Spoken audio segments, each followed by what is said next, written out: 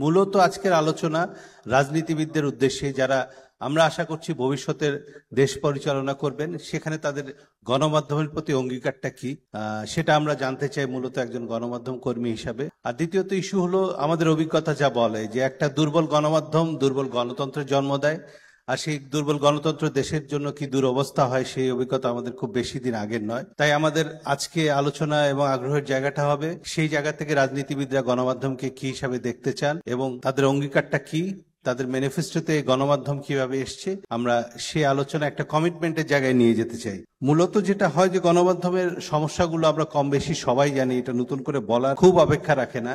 এটাতে এমন আইনগত একটা ইস্যু আছে, গণমাধ্যমকে অনেকভাবে চেপে ধরার চেষ্টা করা হয়। এর দুর্বল প্রক্রিয়া বা কাঠামোগত একটা জায়গা আছে যেখানে বেতন ভাতার নিশ্চয়তা নেই।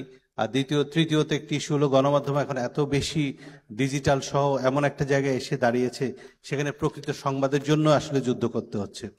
সুতরাং এই বহুমুখী চ্যালেঞ্জগুলো উত্তরণের ক্ষেত্রে গণমাধ্যমকে যেমন এগিয়ে আসতে হবে, যারা ভবিষ্যতে সরকার গঠন করবেন বা দেশ পরিচালনা করবেন তাদের সেই অঙ্গীকারটা কতটুকু আছে, সেই অঙ্গীকার তারা আদৌ পালন করবেন কিনা, সেই জায়গাগুলোকে তারা যদি নিশ্চয়তা দেন, নিঃসন্দেহে বাংলাদেশের একটা সুস্থ সবল গণমাধ্যম, সুস্থ গণতন্ত্র জন্ম দিবে এই প্রত্যাশাই করছি।